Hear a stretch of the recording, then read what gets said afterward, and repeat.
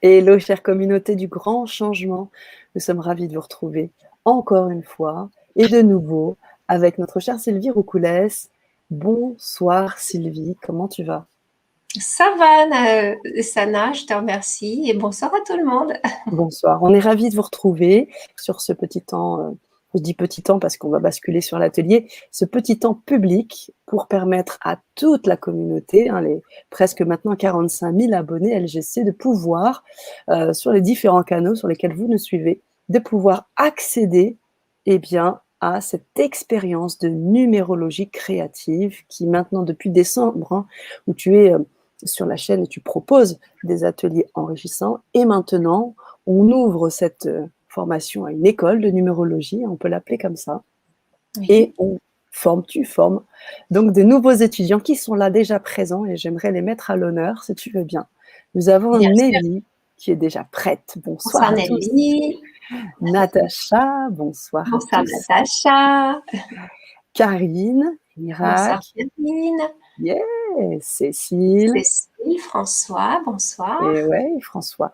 Voilà, on est. Alors François, je ne sais pas si vous faites partie de la formation, mais en tout cas, sachez que dans cette formation, cette école de numérologie, c'est plus que de la numérologie. On en a déjà parlé, mais on se retrouve quoi. On se retrouve, on se reconnecte avec son âme, c'est pas rien. Et en plus, on revient avec des billes. Et j'ai vraiment l'impression qu'on aiguise aussi notre instinct, notre intuition à travers les nombres, à travers la mise en œuvre d'une forme de créativité et tout un art d'interprétation. C'est en ça où je pense qu'on va pouvoir en parler un petit peu plus avec toi. Je sais que tu sauras nous l'expliquer encore mieux que moi, Sylvie. Puis peut-être en te présentant peut-être en deux, trois mots et enchaîner sur cet aspect interprétatif de la numérologie créative. Bon, déjà Sana, tu en parles très très bien. Tu Merci. as vraiment saisi et senti ce qui m'anime en profondeur. Et Mm. donc, en effet, on a commencé à ouvrir l'expérience des ateliers complémentaires au temps d'interprétation purement technique qui vont Oui. arriver de plus en plus, hein. Je rassure les étudiants en parallèle, mais de toute façon, c'était clairement par annoncé, hein, dans le cadre de Mm. la formation. Et ce qui m'anime vraiment, c'est aussi de partager ces moments qui sont autant des transmissions qui vont en effet affiner nos capacités intuitives, parce que l'intuition est vraiment proportionnelle à l'ouverture de notre cœur. Ça, c'est vraiment la vision que j'ai reçue, mais qui vibre vraiment et résonne pour moi. Mm. Donc ça, c'est ce qu'on va faire pendant des ateliers complémentaires. Et ensuite, on se lancera avec beaucoup plus d'aisance dans les interprétations qui arriveront bien sûr lors des Zooms. Et ça, vous allez le sentir de plus en plus, hein. Et au-delà de la numérologie, comme tu dis, ce sont des temps où on se retrouve et on se reconnecte avec des exercices basés sur la respiration, des moments d'introspection, des moments où on plonge dans notre cœur et où on va cultiver des temps de paix. Voilà. Parce que c'est aussi en nous connectant à notre être profond qu'on va justement avoir de plus en plus de réceptivité quand on reçoit l'autre en consultation. Mm. Et là, on va pouvoir être dans une bienveillance, dans une empathie sincère, authentique. Je dis pas qu'elle n'est pas sincère quand voilà, il y a plein de voies pour être dans cette sincérité, mais c'est une discipline de tous les jours et avec nos égos bien costauds, on n'est pas à l'abri souvent d'interpréter et de projeter des choses. Et donc, en revenant de plus en plus à l'intérieur de nous-mêmes, en apprenant à devenir beaucoup plus observateur et à créer cette distance avec notre ego, eh bien, on va avoir une capacité de ressenti qui va être déconnectée de nous-mêmes. On ne sera pas dans une interprétation trop mentale.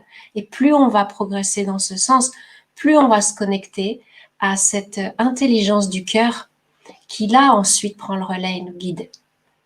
Donc voilà, moi je vais transmettre les informations que j'ai moi-même reçues quand j'ai été initiée, qui ensuite ont fait leur chemin et ont mûri, parce qu'aujourd'hui j'amène aussi ma sensibilité dans cette interprétation. Et ce qui m'anime profondément, c'est que l'étudiant puisse aussi sentir que lui-même va apporter ensuite sa patte à ma propre sensibilité, à celle que j'ai reçue en amont, et que c'est une richesse qui s'ajoute à chaque fois. Et aussi, c'est une liberté de lecture où on va apprendre à se faire confiance et à oser laisser cette intuition qui nous est propre ensuite nous guider. Parce que moi, j'ai une vision, c'est la vision qui passe à travers mon filtre, comme celle que j'ai reçue de l'auteur de la numérologie créative, qui elle aussi avait son chemin avec ses bagages. Mais on garde le fil, on respecte le fil, et puis après on amène nos sensibilités. Et ce qui est intéressant, parce qu'en plus, on va attirer des personnes différentes selon nos personnalités. Donc voilà, la numérologue Natacha ou future numérologue Géraldine ou Nelly ou Karine et toutes les autres, parce que pour l'instant on était plus des femmes, eh bien chacune aura une aura qui va attirer plus facilement des personnes que d'autres. Et l'idée, c'est qu'on fasse grandir ces transmissions autour de nous. Hein, voilà. Tout à fait. C'est vraiment très important ce que tu dis là, Sylvie, parce que ça fait aussi, ça fait écho dans ce qu'on avait déjà partagé avec la communauté, hein, en te distinguant complètement de l'art divinatoire, de quelque chose qui sortirait de la, comment dire, de la voyance. On est dans un art qui touche à la fois au concret, donc il y a les chiffres, oui, mais aussi qui laisse aussi la possibilité de laisser aller en fait nos capacités intuitives. Et ça, on en a besoin bien sûr dans la numérologie, mais maintenant dans la vie de tous les jours aussi, pour être bien et se connecter avec le ça, c'est certain. Et puis plus ça va, plus on est invité, je pense, à se reconnecter à cette âme qui ensuite nous parle, nous guide, nous éclaire. Ça, c'est certain. Après, pour le sujet de la voyance, c'est sûr que je n'utilise pas cet art sacré avec cette vision. Je sais même pas comment je ferai, d'ailleurs. C'est pas le propos que j'ai moi-même reçu quand j'ai été formée. C'est vraiment un outil d'éveil, un outil de connaissance de soi. Bien sûr, quand on observe les nombres dans le temps, on a des invitations qui pourraient prêter à l'idée d'une prédiction. Mais en fait, c'est là où il faut faire attention, parce que ce n'est pas prédictif. En tout cas, c'est vraiment pas comme ça que moi je le vois. Et donc, l'idée, c'est qu'en effet, il y a des chiffres qui nous disent, voilà, à telle époque, telle période, eh bien, il y a des invitations qui sont plus présentes pour toi, qui sont plus favorables pour toi. Mais ce ne sont que des invitations. On a ce libre arbitre de vouloir les observer, les accueillir et les expérimenter. Et on peut aussi ne pas du tout développer le programme qui est prévu dans cet art sacré. C'est ça qui est assez étonnant, et on le verra d'ailleurs ce soir dans notre atelier. C'est ça.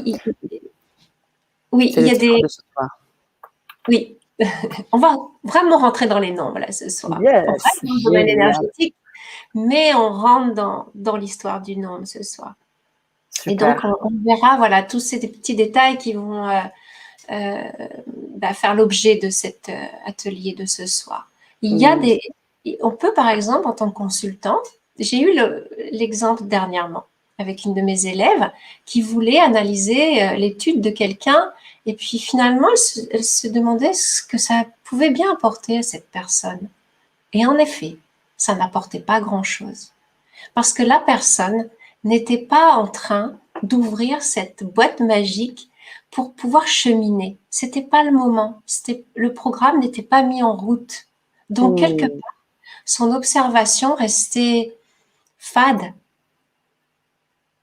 Et en fait, ça se met en vie. À un moment donné, le programme se met en vie. Et là, on commence à sentir, en effet, ce que veut dire cette date de naissance, ce que veulent dire ces prénoms et ces noms. Parce qu'on prend la décision, à un moment donné, d'aller cheminer. Et c'est pas rationnel du tout. Mais on ne peut que le constater. Ouais. Tu parlais de date de naissance et tu parlais effectivement parfois de difficultés d'interprétation, d'être comment dire, disponible à ce moment-là. On va laisser cette disponibilité ce soir, puisque tu offres à chaque temps public la possibilité à nos auditeurs de nous écrire, de nous donner leur date de naissance et de pouvoir faire une mini-interprétation en live avant chaque atelier. Alors, je sais qu'on a déjà nos étudiants, on va pouvoir travailler sur leur date de naissance, mais j'aimerais, par exemple, avoir les dates de naissance de certaines personnes qui ne sont pas encore dans la formation.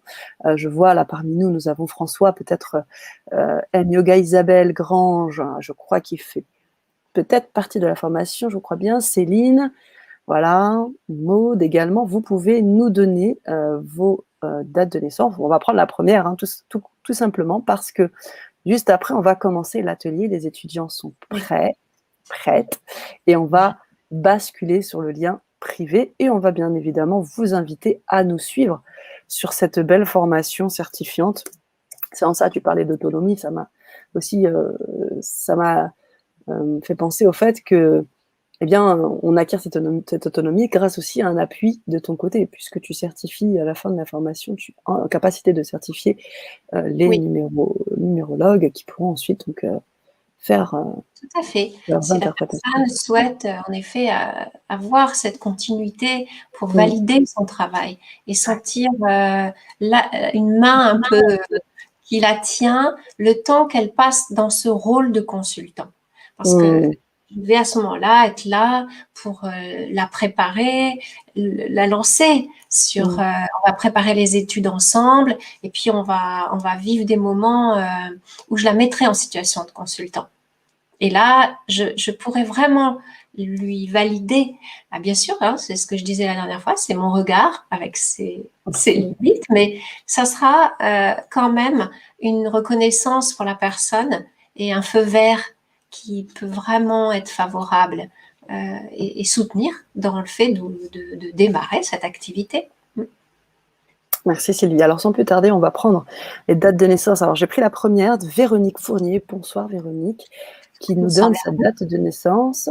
Et tu vas pouvoir faire cette mini-interprétation. Et je vous invite à nous suivre de toute façon sur cette formation où vous allez pouvoir rentrer encore plus en profondeur sur l'interprétation de votre propre date de naissance, mais également de l'entourage, si je suis bien la chronologie de ce que tu proposes, Sylvie. Hein, tout à fait, c'est ça. Alors, 10, 16 et 4, 20. Donc, chemin, alors, 3, 11, 2, 5, 2, 7. OK.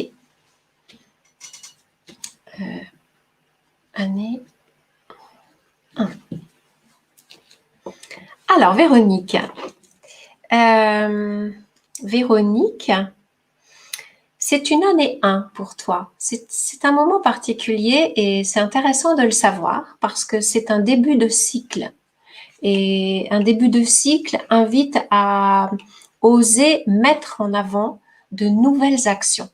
Préparer, le terrain a dû être bien préparé en amont. Alors en général, hein, si on a été à l'écoute des énergies qui préparaient ça justement, et en l'occurrence en 2020, c'était une année 9, donc c'était l'occasion d'un bilan pour pouvoir laisser de côté ce qui devait vraiment être mis de côté, enfin qui devait mourir, hein, on utilise souvent ce terme, ce qui devait se terminer, et ce qui devait être conservé, c'était le moment de bien le regarder et de faire ce tri. Et en année 1, c'est le moment de lancer les actions, de démarrer ce nouveau cycle. Alors, tu as un chemin 7 qui est un chemin de chercheur et d'enseignant, de quelqu'un qui transmet des informations tournées vers la sagesse, vers les sciences humaines, la philosophie, la psychologie. Bien sûr, ça peut s'élargir à des domaines intellectuels beaucoup plus larges. Hein. Mais disons que la recherche spirituelle est souvent main dans la main avec un chemin 7. Alors, si tu es là ce soir, à mon avis, c'est qu'il y a quand même une aspiration spirituelle et c'est favorable pour toi d'aller développer ces qualités de chercheur, ces qualités d'étudiant, ces qualités et petit à petit d'enseignant, si ce n'est pas déjà fait, parce que tu as déjà fait un petit bonhomme de chemin. Donc, ça se trouve, tu es déjà dans l'enseignement, dans la transmission. Et si c'est le cas, eh bien, c'est un très bon rendez-vous pour toi. En tout cas, cette année, c'est l'occasion de lancer une action constructive, donc d'aller chercher ton audace et de manifester ton identité.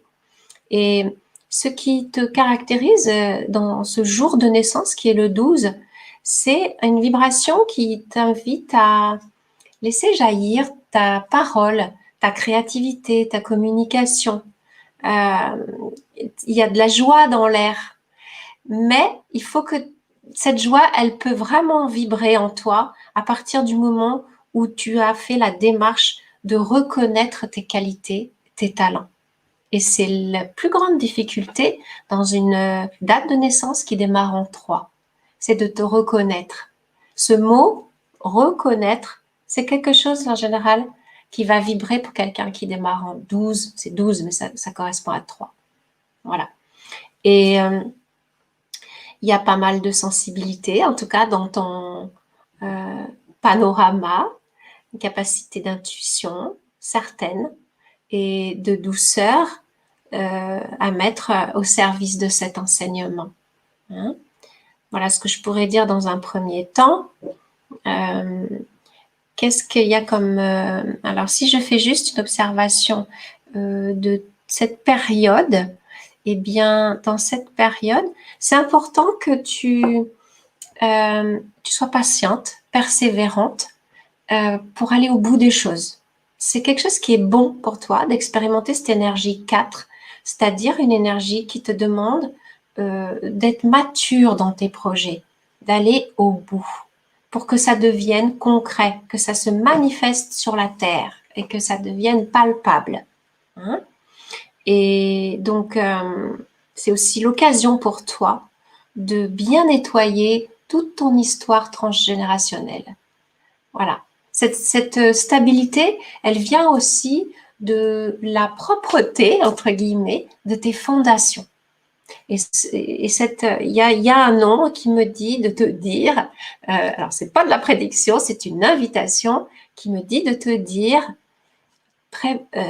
libère toutes les mémoires. Voilà, libère bien toutes ces mémoires et à ce moment-là, tu vas pouvoir laisser fleurir ta sensibilité, tu seras bien dans la relation avec les autres et tu pourras servir ton chemin qui est d'enseigner. Waouh, waouh, waouh, waouh. Alors, Véronique a commenté pendant ton interprétation qui nous disait oui, complètement, elle était complètement d'accord avec ce que tu disais. Ah, j'adore, me dit-elle, et dit je suis patiente. En effet, il y a des choses qui se jouent et qui arrivent pour vous, Véronique. Après, tu dis que tu es patiente, eh bien, super, et ça veut dire que tu as déjà fait un beau travail d'intégration. Mais c'est quelque chose qui va donc du coup te donner beaucoup de maturité. C'est une grande qualité, la patience. Ça fait partie d'une des grandes leçons spirituelles données dans la numérologie. Et je crois qu'il y a des chiffres, des nombres qui correspondent à des qualités. C'est aussi ce qu'on va voir aussi dans l'atelier. Ah bah oui, là je donne déjà des trucs. C'est ça. Ce soir, nous plongeons dans l'univers des qualités. C'est ça. Alors la patience, c'est quel? Il y en a, c'est un bah, nombre. C'est le 4. C'est le nombre, ouais.